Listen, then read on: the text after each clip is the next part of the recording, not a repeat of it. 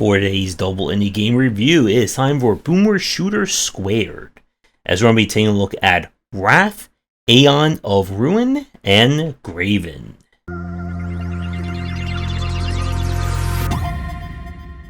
This review, we have two games that couldn't have been more complementary to each other. Both games were in early access for a long time, inspired by classic examples of these genres, and they both have unfortunately had some issues during their early access. So it's time to see if those rough patches have gone through or are we still stuck in them.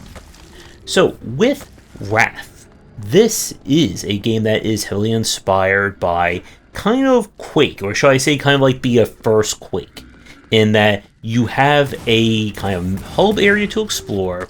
You'll be finding and picking up a variety of items and running, shooting, jumping, and shooting some more through lots and lots of open areas, killing everything that gets in your way. We are trying to get access to kind of different runes that are hidden in each area, which will then allow us to go and take on whatever is the big bad. And unfortunately, like in all these games, there's going to be lots of enemies standing in our way. The weapon design, again, follows through your similar motifs of shotgun, long range, grenade, and so on, but all given kind of like this, hard or dark fantasy edge to them. You don't have a grenade launcher, you have this kind of like bile launcher. That's the explosive bile from one of the enemies. The level design here is clearly designed around old school 90s shooters. That is very wide, lots and lots of secrets, and a lot of keys, doors, and switches that are going to be hidden all over the place. Now, with the general gunplay, again, it definitely follows through like this kind of like Quake style, that you're going to be moving through quite rapidly, enemies are going to be coming at you from all sides, and it is a little bit tricky to dodge some of the faster enemies, especially if they come at you at a weird angle. With Wrath, there's nothing here that I would say is completely horrible about the game, but nothing after we played this for about like 2 hours on stream that was really sticking out. The levels that all follow through like a very similar style of enter an area, there's nothing there. Hit the trigger, which could be walk to a specific point, pick up an item, gun, whatever, and everything spawns around you and it's time to rip and tear. But this also means that the game can get a little bit cheap sometimes with spawning enemies behind you, you not realizing it, and then you take a bite or fireball or whatever to the back. The weapons or the general gunplay do work, but again, nothing here was really sticking out. And I think that is Wrath's biggest sin. That if you're used to kind of what we're seeing with more modern boomer shooters that have done something unique or original, such as a specific setting like H-Rod, to the over-the-top supernatural nature of Dusk, and many other cases that we've seen, Wrath plays it, I think, a little too safely in that regard. If you enjoyed the boomer shooting that you are doing in level 1, you're going to be doing the exact same thing level 2, 3, 4, and so on. The different items do add unique properties and strategies, but they are also all consumable and can easily lead to you item hoarding throughout the game. So with that said, I would recommend Wrath if you're looking for another competent shooter and you've kind of played through all the other examples on the market. But if you're someone who's looking for something that's going to like push things forward or change an aspect or play of FPSs, then I don't think this game goes that far enough, despite all of the aeons and eons of it. And now we go to Graven.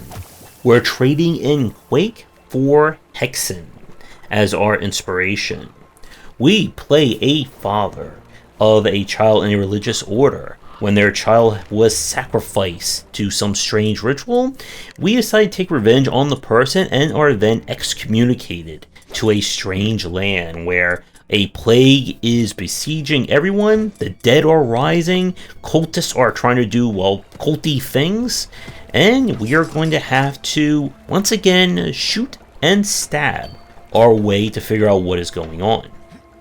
So Graven itself is modeled again out of the Hexen style of, instead of going through stages, you have kind of these chapters that take place in very massive environments.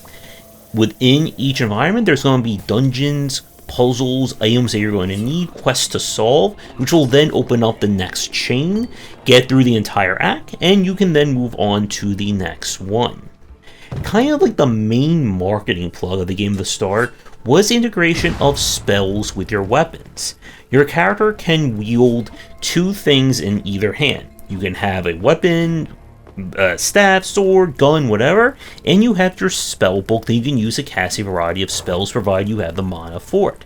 As the game goes on, you'll be able to unlock and upgrade your spells in various ways.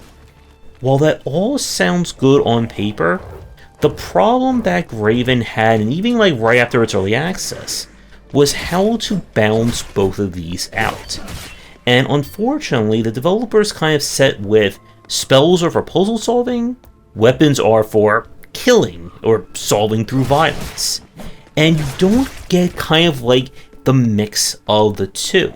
You can try to use like your fire spells on the enemies, and yes, it can work to break shields, but it's very slow and it doesn't do all that much else. Your lightning spell that you get can electrify pools of water, but it's such a short range and a little bit finicky to use that you have to get close to the water, and in some cases you can end up shocking yourself. The level design again goes for a very wide model, much like Wrath, but this time is compounded by the puzzles. This is one of those games where the object or obstacle in your way, to get the solution to it could be 5-10 minutes in a completely different part of the area where there is no clues or hints given as to where it is, and that's the key that you need to then remember to go back 5 to 10 minutes to then use it over there to move forward. In a very weird twist, I was playing this on the highest possible difficulty, and when I died, it simply warped me back to the previous like checkpoint or kind of save point, but the enemies I killed stayed dead.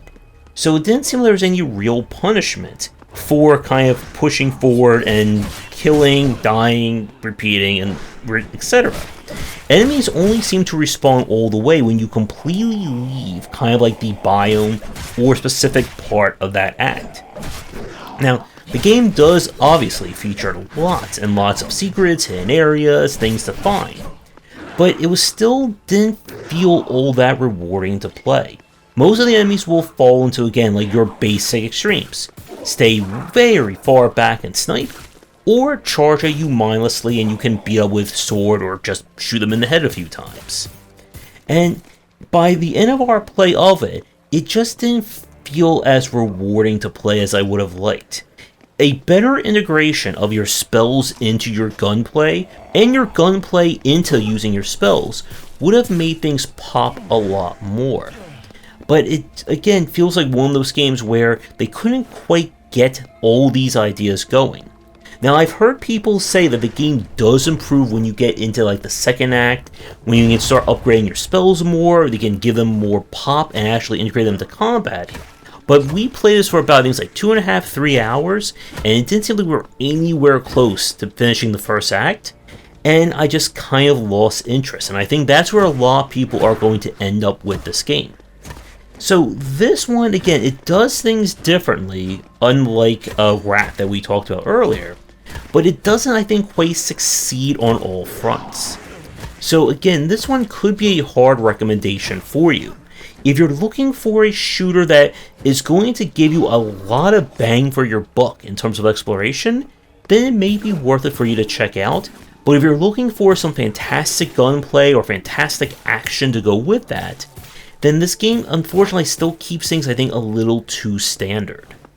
So with that, we're going to wrap up the double review here. Both of these games were played with press keys that I have had for a very, very long time waiting for them to come out of early access.